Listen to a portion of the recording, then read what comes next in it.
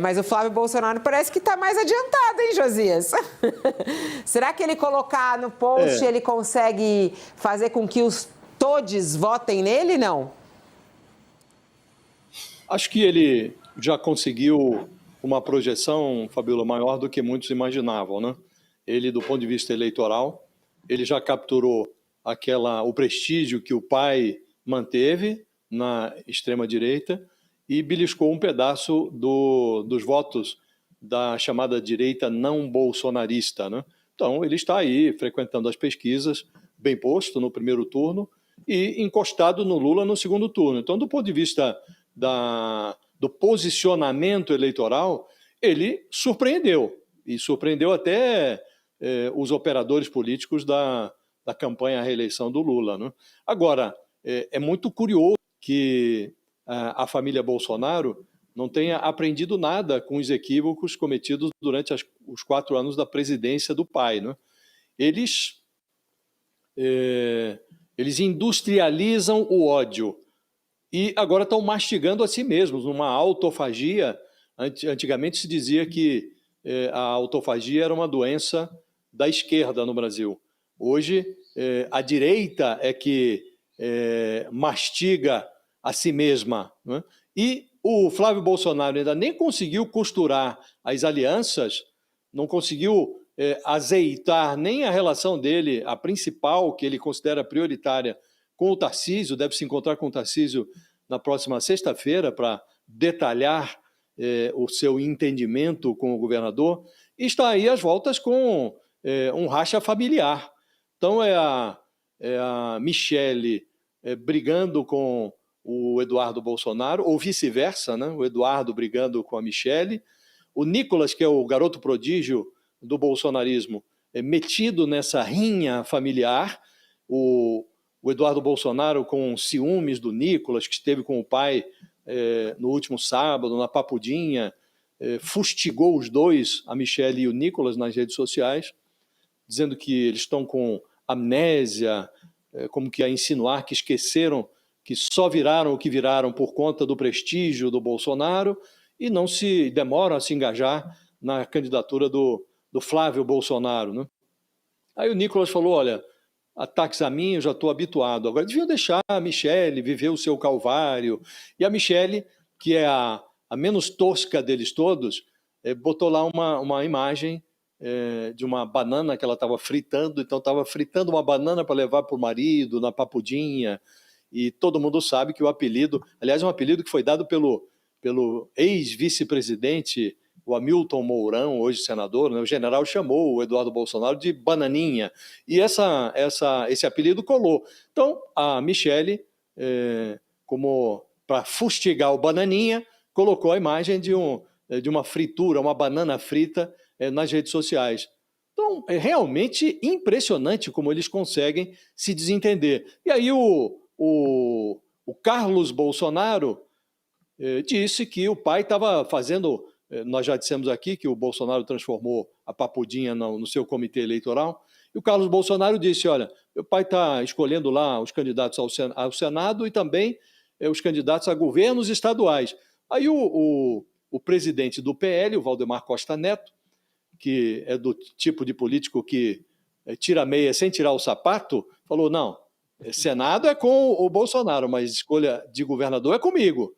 Então é o PL que vai escolher os candidatos a governador. Aí o Carlos Bolsonaro também passou a brigar com o Valdemar Costa Neto nas redes sociais. Então realmente há uma balbúrdia na família e o Eduardo Bolsonaro, enciumado lá do exterior, está desafiando aquela máxima, Fabíola, que todo mundo suspeitava de que o mais precário do ponto de vista neural, o menos desprovido de neurônios, era o Jair Renan, que é vereador lá em Santa Catarina, né? Mas o Eduardo Bolsonaro está mostrando que a coisa pior na família, né? Porque ele perdeu tudo, perdeu o mandato, perdeu o salário da Câmara, está prestes a perder agora o cargo de escrivão na Polícia Federal e está lá desde os Estados Unidos expressando os seus ciúmes. Todo mundo que ganha alguma projeção, que chega perto do pai, ele de lá dos Estados Unidos, ergue a sua lança, né? E o Nicolas Ferreira falou, acho que o Eduardo não está bem. como a insinuar que ele precisa de tratamento, né? E a mulher do Eduardo Bolsonaro, também nas redes sociais, diz que ele de fato não está bem, porque está lá se esforçando pelo país e pela família e vem sendo maltratado no Brasil, né?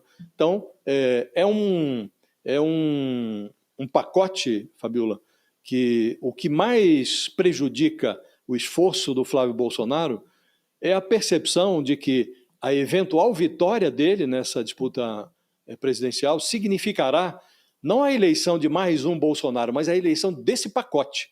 Então, quem votar no Flávio Bolsonaro deve compreender que está votando nesse pacote. Então, vai eleger, de novo, a família Bolsonaro, que se especializou na industrialização do ódio e agora está odiando a si mesma, Fabiola. Eu acho que tem esses dois pontos, né? Primeiro, o Flávio Bolsonaro tentando ampliar, né, os seus apoiadores aí, essas faixas, o que é muito difícil. E é curioso porque algumas pessoas fazem análise. Ele incluiu todos para incluir o centrão, para... O centro é todos, né? Essa é uma questão curiosa, né? E, de certa maneira, a esquerda também quer o voto do centro, né? Esse voto aí que fica sempre perdido entre um lado e outro. Mas essa briga familiar, esses discursos familiares, eles acabam extravasando pelas redes sociais e isso é muito curioso, por exemplo. Hoje esse post, na verdade foi ontem, né? O post da Heloísa Bolsonaro está chamando a atenção e está repercutindo, né? No qual ela coloca lá: Eduardo sabia dos riscos, sabia que quanto mais pressionasse o Supremo, mais sua família poderia sofrer. Mesmo assim, ele seguiu e segue firme. Mas, aí ela coloca até em negrito: Eduardo Bolsonaro não está bem, porque continua trabalhando todos os dias de forma voluntária pelo Brasil que acredita. Ele acredita na união, na justiça, na liberdade, acredita que momentos difíceis exigem coragem, fé e perseverança. Aí diz, ele pode não estar bem. Ela está comentando aí um post que disseram, né? Ele pode não estar bem mesmo, é humano, carrega uma cobrança e um peso absurdo nas costas, além da dor, da saudade, mas é incansável também nossa base emocional, firme como uma rocha, mas não deixa a gente desmoronar. Literalmente postei e saí correndo, porque Eduardo Bolsonaro entrou num voo sem ter visto esse post. Mas é isso, essa semana aí ela começa a falar... são muitos sentimentos, até gostaria de gravar um vídeo sem chorar. E começa a defender aí o marido, falando que ele pode não estar bem mesmo e é humano. Quem também falou que ele não estava bem foi Nicolas Ferreira, né? Ele falou, ele não está bem, né? No quebra-queixo ao sair também da visita lá a Bolsonaro. Assim, até que ponto isso entra na análise política, né, Beto? Queria também te perguntar a respeito disso. Isso acaba movimentando as redes sociais, os eleitores que ficam palpitando aqui ou não, mas o que isso interessa na disputa política? Eu acho que, embora sejam temas banais, eles condicionam a vida política, né? A vida, de fato, como diz a esposa do Eduardo, é feita por pessoas, por seres humanos. E esse Game of Thrones, né, esse jogo de tronos, de poderes, uma vez que o patriarca está na cadeia, começam as puxadas de tapete para ver quem fica com o espólio. Então, o que a gente tem visto nos últimos tempos, Fabiola, que nesses últimas 48 horas ficou gritante, mas a gente já tinha uma aliança, digamos assim, do entorno Bolsonaro que não os filhos. Então, essa aliança da Michelle com o Nicolas, basta ver as declarações da Michelle quando o Nicolas estava fazendo a caminhada dele, né, em direção a Brasília, antes de botar a turma para tomar raio na cabeça lá na esplanada. Naquele processo, a Michelle ungiu o Nicolas, como diria o próprio Josias, né, como o garoto prodígio da turma, até porque o garoto prodígio não pode disputar a eleição presidencial antes de 2038, se não me equivoco. Então, é a típica aliança que para Michelle não gera problema. E Michelle, Nicolas representam uma ala muito próxima ao Bolsonaro, mas que gostaria de ter Tarcísio como candidato e a Michelle como vice, né? E isolar os filhos do Bolsonaro, que segundo esse entorno são vistos como desde o primeiro ano do governo dele a gente escuta, né, aquela turma que passava pano dizia, não, o Bolsonaro tá bem, o problema são os filhos, né? Aí o Josias abriu aí uma competição difícil para ver quem, né, tá com os parafusos menos apertados na cabeça. Né, o Carlos Bolsonaro, a gente sempre se comentou que teria, a princípio, dificuldades, problemas emocionais aí importantes, sempre colocando mensagens cifradas, onde o léxico e a semântica exigiam, acho que nem o nosso Poeta News conseguiria traduzir algumas delas para a gente. Agora o Nicolas assume um pouco esse lugar do Jair Renan, que é o quarto filho que deu certo, sem sequelas. Mas assim, o Eduardo completamente desbaratado lá nos Estados Unidos, em Miami. Então assim, de fato, falta um pouco de serenidade, tranquilidade, equilíbrio emocional para essa turma. Então esses aliados próximos que não da família tentam, obviamente, criar um bolsonarismo sem filhos, eu diria assim. E essa cisão gera essa briga que a gente está vendo, e é natural, porque os filhos, né, se fecham em copas e falam, não, né, a madrasta malvada e o garoto prodígio não vão tomar o que é nosso. E tanto que eles conseguiram a indicação do Flávio, né, que o Jair tocasse no ombro do Flávio. A gente vai ver, aí eu acho que é interessante a gente entrando na segunda parte, né? Quer dizer, vejam as declarações do Flávio nos últimos meses, no último mês e meio, desde o começo do ano. Ele falou primeiro que ele era o mais moderado da família, depois que ele tomou vacina, agora ele usa o todes. Quais serão os próximos passos? Ele vai dizer que a Terra é redonda? Ele vai dizer que a urna eletrônica sempre funcionou? Que de fato houve uma tentativa de golpe? Que vai liberar o aborto? Obviamente que são concessões para tentar ampliar o eleitorado. Isso, Fabíola, eu acho que mostram duas coisas principais aqui. A primeira, existe um sinal de fragilidade quando o Flávio faz isso. Porque a extrema-direita no mundo inteiro sempre é muito firme com as suas pautas.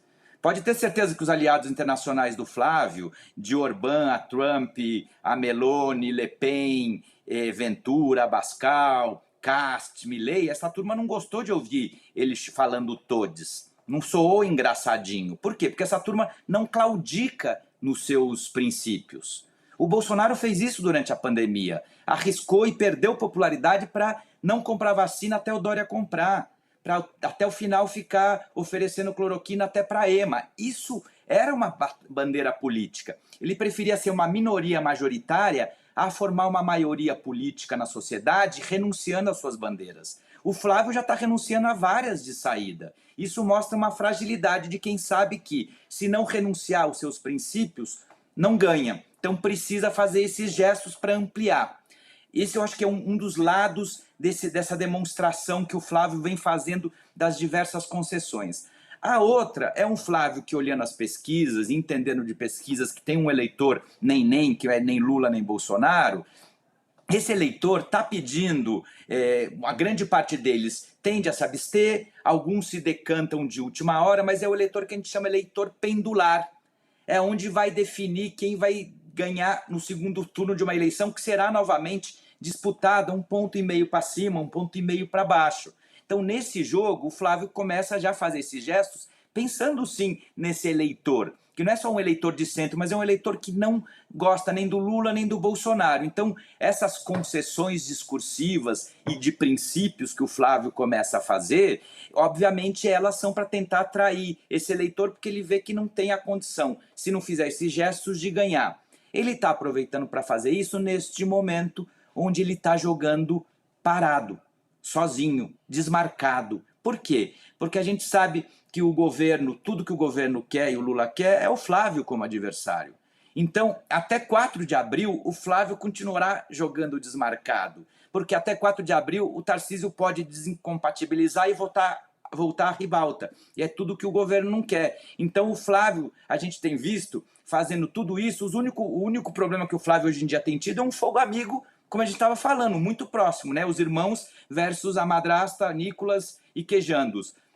Fora disso, ele vai de podcast em podcast, ele faz os posts nas redes sociais e ninguém bate nele. Tarcísio e Centrão não podem bater, porque se quiserem voltar à ribalta ou quiser se reeleger a a governador, não podem gerar essa celeuma diretamente. E o Lula, até 4 de abril, não vai bater. A partir do 4 de abril, acho que esse jogo vai mudar bastante. Mas até lá, o Flávio vai ter essa liberdade. Então, eu acho que esses movimentos dele são também para tentar fazer uma, né, que a gente diz, a primeira imagem é a que fica. Ele está tentando se vender como o bolsonarismo light, moderado, porque ele sabe que depois ele vai ser colocado diante de questões de ter falado que tinha que jogar, os Estados Unidos podia jogar 2 bombas atômicas no Brasil, que os Estados Unidos tinha que botar, né, mísseis na Baía da Guanabara, loja de chocolate, Queiroz. Ele sabe que isso vai aparecer, mas por enquanto os seus adversários, tanto os que querem a sua vaga pela direita como os que estão do outro lado,